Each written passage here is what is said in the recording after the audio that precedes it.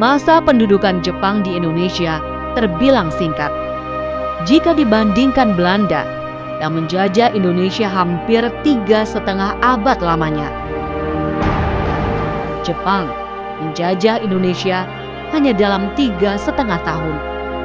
Namun, pendudukan Dai Nippon di Indonesia secara dramatis mengubah tatanan sosial dan budaya yang ditinggalkan Belanda atas negeri ini.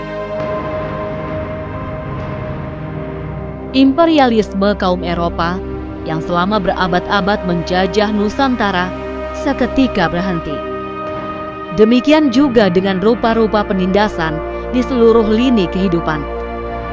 Tak ada lagi pembagian kasta yang menempatkan kaum pribumi jadi paria. Lebih dari itu, sebagian masyarakat Jawa percaya kedatangan Jepang adalah perwujudan dari Jangka Jayabaya yang meramalkan terwujudnya kemerdekaan.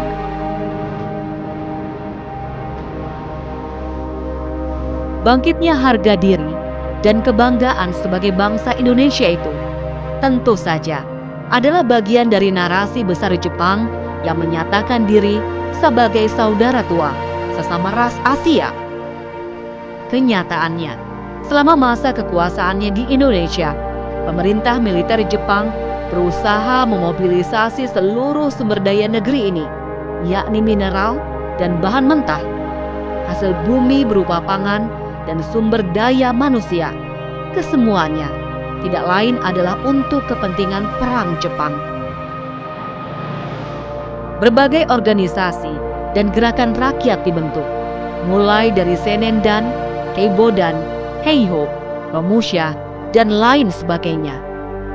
Sampai akhirnya, tahun 1943, Angkatan Perang Jepang mulai berada pada posisi yang sulit dan berat.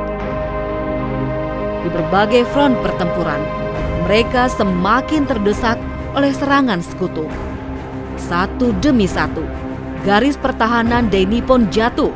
Demikian juga dengan bala tentara mereka yang terus berkurang.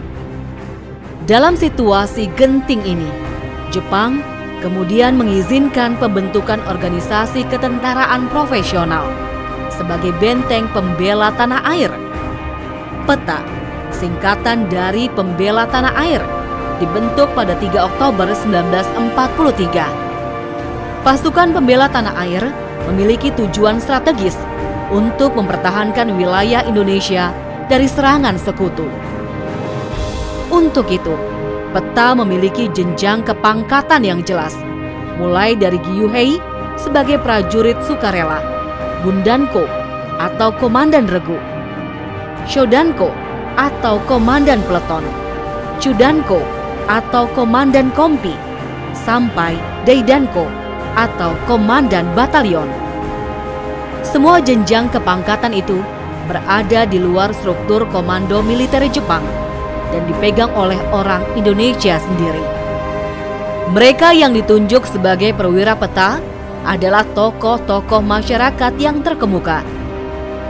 Tingkatan perwira ini diberikan lewat pendidikan khusus dengan nama Korps Latihan Pemimpin Tentara Sukarela Pembela Tanah Air di Jawa atau Jawa Buiguyuban Kanbu Kyoikutai.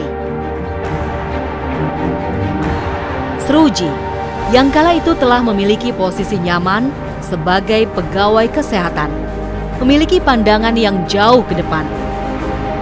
Pelatihan tentara PETA adalah jalan terbaik menjadi bagian dari semangat zaman di masa itu. Semangat untuk melawan penjajahan dan mewujudkan kemerdekaan Indonesia. Ada kesempatan saya berpikir bahwa ini Indonesia nih kalau nggak ada yang mempertahankan oleh bangsa Indonesianya sendiri, Jepang nggak akan sanggup nih belain begitu besar wilayah Indonesia tanpa bangsa Indonesia ini dididik sendiri untuk mempertahankan demi kepentingan Jepang. Sebenarnya awalnya kan seperti itu, tapi propagandanya adalah pembela tanah air ini merupakan suatu tentara bentukan Jepang yang tidak terkoneksi satu dengan lainnya, jadi untuk mencegah suatu pemberontakan, tapi masing-masing ini dididik dan dilatih sebagaimana layaknya tentara Jepang dengan berbagai aturan-aturan perang, terus kemudian cara berperang yang baik, semangat perang, semangat bertahan dan sebagainya. Demi sebenarnya untuk mempertahankan wilayah Indonesia yang masih jadi jajahan Jepang, karena kan dari pihak Sekutu sudah mulai merangsek sampai ke Asia Tenggara begitu kan. Perlahan-lahan kalau semua harus Jepang yang tangani, nggak akan ada personil, kurang personil begitu. Dan inilah kesempatan untuk memberikan kepada masyarakat Indonesia untuk dapat pelatihan pendidikan kemiliteran yang benar begitu kan. Selama ini kan bangsa Indonesia itu dapat pelatihan dari Belanda, golongan rendah untuk pasukan Kenil.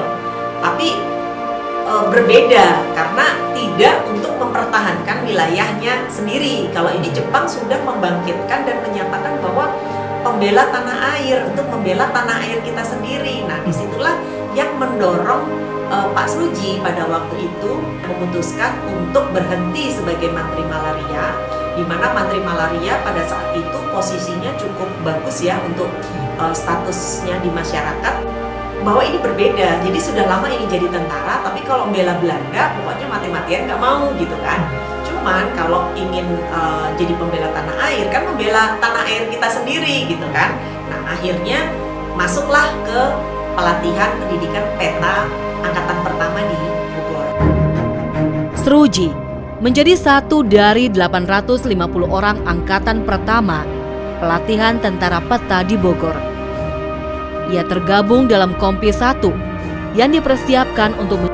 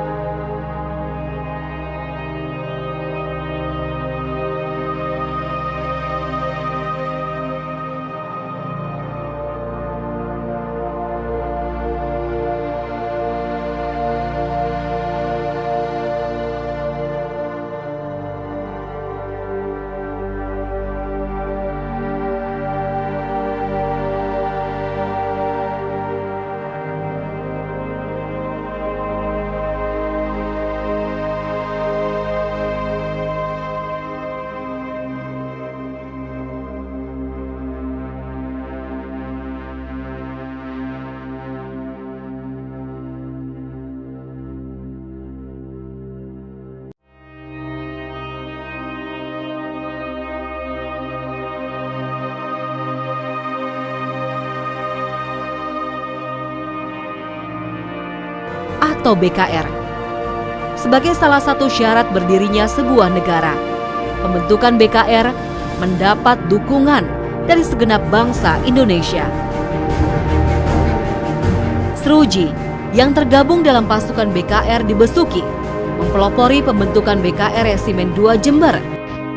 Jika semasa peta ia memiliki pangkat Cudanko, kini Sruji diserahi tanggung jawab sebagai Komandan Batalion 1 dengan pangkat resmi Mayor. Batalion 1 wilayah Jember Selatan ini disebut juga sebagai Batalion Alap-Alap dengan pusat operasional di Kencong. Pada tanggal 5 Oktober 1945, BKR berubah menjadi Tentara Keamanan Rakyat atau TKR. Sruji menjabat sebagai Komandan Batalion Resimen 4 TKR, Divisi Untung Solpati.